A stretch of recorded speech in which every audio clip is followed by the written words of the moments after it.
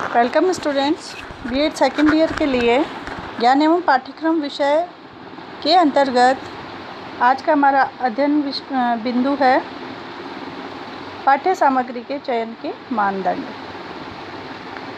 Students, इससे पहले मैंने आपको पाठ्य सामग्री के चयन की समस्याएं, पाठ्य सामग्री के चयन के ध्यातव्य बातें और पाठ्य सामग्री से रिलेटेड ही बहुत सारे टॉपिक्स पे आपको समझाया था।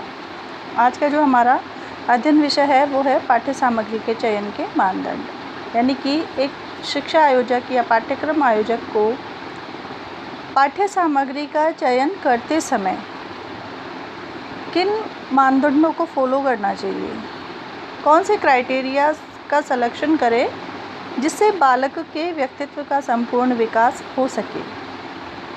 पाठ्य सामग्री के चयन के समय एक जो पाठ्यक्रम निर्माता है उसे बहुत ध्यान से पाठ्यक्रम का निर्माण करना होता है।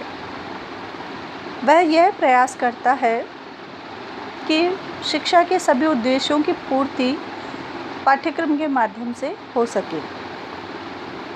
इसलिए वह ज़्यादा से ज़्यादा यह प्रयास करता है कि पाठ्य सामग्री के अंतर्गत उन तत्वों को समाहित किया जाए जो सभी शैक्षिक उद्देश्यों की पूर्ति कर सके।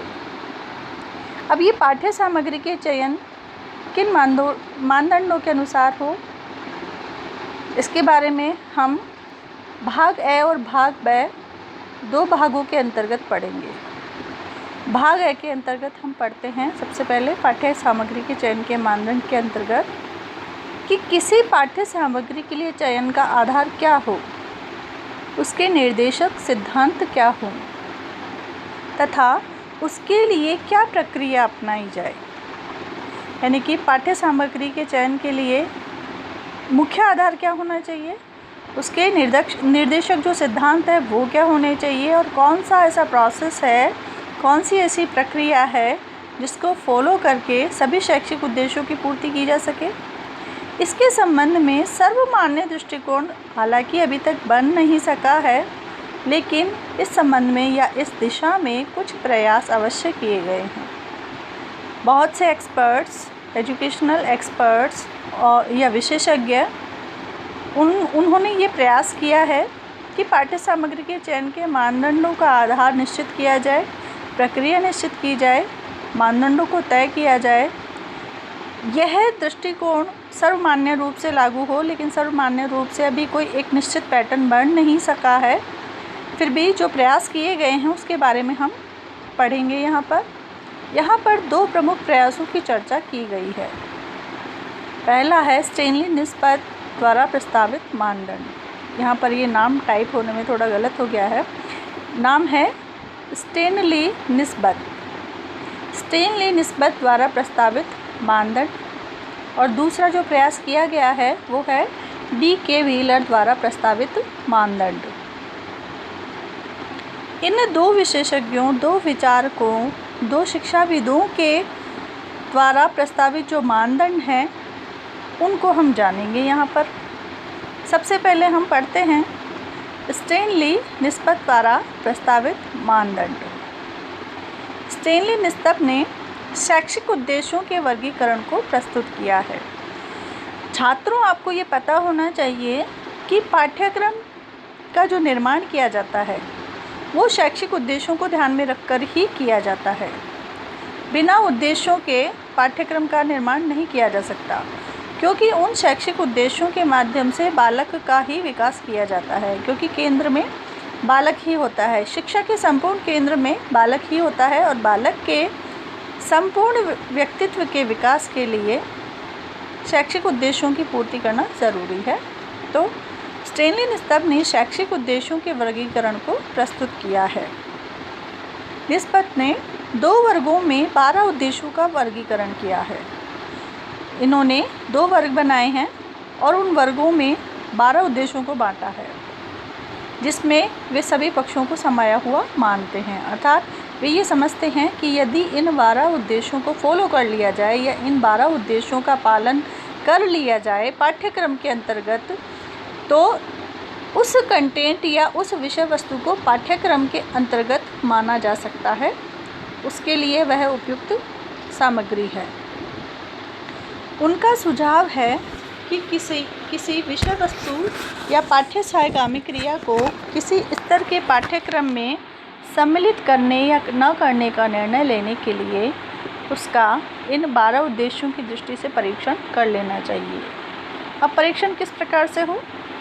वे ये कहते हैं कि कोई भी विषय सामग्री, पाठ्य सहायगामी क्रिया या विषय वस्तु है, उसे किसी भी स्तर के लिए, बच्चे का कोई भी स्तर हो, छोटा स्तर हो, बड़ा स्तर हो, उसके अनुसार पाठ्यक्रम में सम्मिलित करने के लिए जो निर्णय हम लेंगे, एक पाठ्यक्रम निर्माता जो निर्णय लेगा उस विषय वस्तु को शामिल करने के लिए, सम्मिलित करने के लिए, यदि वह इन 12 उद्देश्यों को जो कि स्टैनली निस्बत ने निर्धारित की है, उन 12 उद्देश्यों को यदि परीक्षण कर लिया जाए, उसको यदि चेक कर लिया जाए और यदि वे 12 उद्देश्य उस विषय वस्तु के माध्यम से पूर्ण हो रहे हैं, तो उस विषय वस्तु को, उस कंटेंट को पाठ्यक्रम में सम्मिलित किया जा सकता है। सुविधा की दृष्टि से निस्बत ने एक तालिका भी तैयार की है, एक सारणी उन्होंने बनाई है। उस सारणी में उन्होंने क्या किया है कि इस तालिका की सहायता से एक दृष्टि में, यानी कि एक नज़र में देखा जा सकता है कि कोई भी विषय वस्तु किसी स्तर विशेष के पाठ्यक्रम में समाविष्ट करने की दृष्टि से उपयुक्त है या नहीं। यानी कि उन्होंने जो तालिका बनाई है उसको यदि एक दृष्टि में आप देख लेंगे तो एक बार में ही पता चल जाएगा कि जो भी विषय वस्तु आपने ली है, जो कंटेंट पाठ्यक्रम के अंतर्गत शामिल करने के का विचार किया गया है, वह उस स्तर के लिए उपयुक्त है या नहीं है, क्योंकि उस तालिका में इन 12 उद्देश्यों का वर्गीकरण किया गया है। ये 12 उद्देश्य वो हैं जो कि बालक के सभी पक्षों से रिलेटेड हैं। पढ़ते हैं निस्बत द्वारा निर्धारित उद्देश्य। अब इन्होंने 2 वर्गों में 12 उद्देश्यों को विभाजित किया है। पहला वर्ग है पर्यावरण समायोजन संबंधी, यानी कि पर्यावरण यानी कि अपने आसपास के वातावरण से संबंधित, उसमें समायोजन करने की कुशलता उत्पन्न करने से संबंधित बालक में कौन कौन से उद्देश्यों को शामिल किया जाए। इसमें पहला है कौशल, यानी कि बालक कुशलता अर्जित करे, संस्कृति में वह सहयोगी हो उसका संरक्षण और संवर्धन करने के लिए, गृह सदस्यता यानी कि वह जहाँ पर भी निवास करता है वहाँ पर वह एक योग्य बालक या योग्य व्यक्ति बन सके, व्यावसायिक उसमें कुशलता हो, अवकाश का सदुपयोग कर सके और सक्रिय नागरिकता वह पूर्ण रूप से निभा सके। यानी कि पहले वर्गीकरण के अंतर्गत पर्यावरण में समायोजन बालक किस प्रकार से करे, उससे संबंधित इन 6 कौशलों को निस्बत ने अपने उद्देश्यों में सम्मिलित किया है। दूसरा वर्गीकरण है व्यक्तिगत विकास। व्यक्तिगत विकास यानी कि जो पिछला हमने देखा वो था पर्यावरण में समायोजन करने से संबंधित था कि बालक जब शिक्षा ग्रहण करने के बाद अपने आसपास के वातावरण में किस प्रकार से समायोजन करे, उसके लिए उद्देश्य निर्धारित किए थे। अब है व्यक्तिगत विकास से संबंधित। व्यक्तिगत विकास के अंतर्गत उन्होंने लिया है शारीरिक विकास, यानी कि बालक स्वस्थ रहे, सौंदर्य बोधात्मक विकास, उसमें सौंदर्य भावनाएं हों, प्रकृति को देखकर उसके मन में कोमल भावनाएं उत्पन्न हो या फिर किसी भी चीज़ की सुंदरता को वह महसूस कर सके, सामाजिक विकास हो यानी समाज में रहकर वह उत्तम नागरिक की भूमिका निभा सके, आध्यात्मिक विकास हो अर्थात आध्यात्मिक मूल्य उसमें विकसित हो सके, बौद्धिक विकास, बौद्धिक क्षमता उसकी विकसित हो, और नैतिक विकास यानी कि नैतिक मूल्यों को वो फॉलो करे, नैतिक मूल्यों का उसमें विकास किया जा सके। तो स्टैनली निस्बत ने 2 वर्गीकरण के अंतर्गत 6 उद्देश्यों को बांटा है और तालिका बनाई है कि इन उद्देश्यों को यदि पाठ्य सहगामी क्रियाएं या पाठ्य वस्तु के अंतर्गत इन उद्देश्यों को फॉलो किया जाता है तो वह पाठ्य सामग्री उपयुक्त है। आगे देखिए, निस्बत ने अपनी पुस्तक पर्पज इन करिकुलम में विभिन्न विषयों तथा पाठ्य सहगामी क्रियाओं के विषय में एक पूर्ण तालिका तैयार की है। निस्बत ने जो कि उनकी एक बुक है पर्पस इन करिकुलम, यानी कि पाठ्यक्रम का उद्देश्य। इसके अंतर्गत विभिन्न विषय और पाठ्यक्रम क्रियाओं के विषय में एक सारणी पूरी तरह से तैयार की है, जैसा कि पिछली स्लाइड में मैंने आपको बताया है। इसमें प्रत्येक विषय एवं पाठ्य सहगामी क्रिया के सामने 12 उद्देश्यों के लिए उपयोगिता की दृष्टि से चिन्ह या निशान लगाए गए हैं। उस तालिका में उन्होंने क्या किया है कि विषय को बांटा है, विषय या पाठ्य सहगामी क्रियाएं उनको बांटा है और उन सबके सामने 12 उद्देश्य निर्धारित कर दिए गए हैं और उपयोगिता की दृष्टि से उनके सामने चिन्ह लगा दिए गए हैं।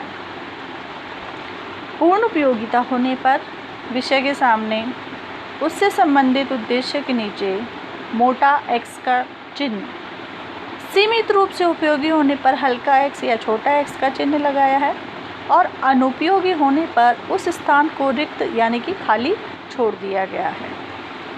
ये चिन्ह पहचान करते हैं कि यदि मोटा x का चिन्ह लगा हुआ है, इसका मतलब वह पूर्ण रूप से उपयोगी है। यदि सीमित उसका उपयोग है तो उसके नीचे छोटा x, और यदि अनुपयोगी है, किसी काम का नहीं है, तो फिर उसको रिक्त छोड़ दिया गया है, खाली छोड़ दिया गया है। इस प्रकार से उन्होंने एक सारणी तैयार की है और उस सारणी में पाठ्य सहगामी क्रियाओं और विषयों से संबंधित इन 12 उद्देश्यों को निर्धारित किया गया है। वे ये मानते हैं कि इसके माध्यम से इन 12 उद्देश्यों को फॉलो करके या यदि कोई भी अमुक विषय वस्तु या पाठ्य सामग्री इन 12 उद्देश्यों की पूर्ति करने में सहायक होती है तो वह पाठ्य सामग्री को पाठ्यक्रम में सम्मिलित कर लेना चाहिए। वह उपयुक्त है पाठ्यक्रम में सम्मिलित करने के लिए। ये आज हमने स्टेनली निस्बत द्वारा जो पाठ्य सामग्री के चयन के मानदंड हैं वो निस्बत द्वारा हमने पढ़े हैं। अगली वीडियो में हम डी.के. व्हीलर के द्वारा जो चयन के मानदंड है, पाठ्य सामग्री के चयन के मानदंड है, उसके बारे में हम चर्चा करेंगे। धन्यवाद।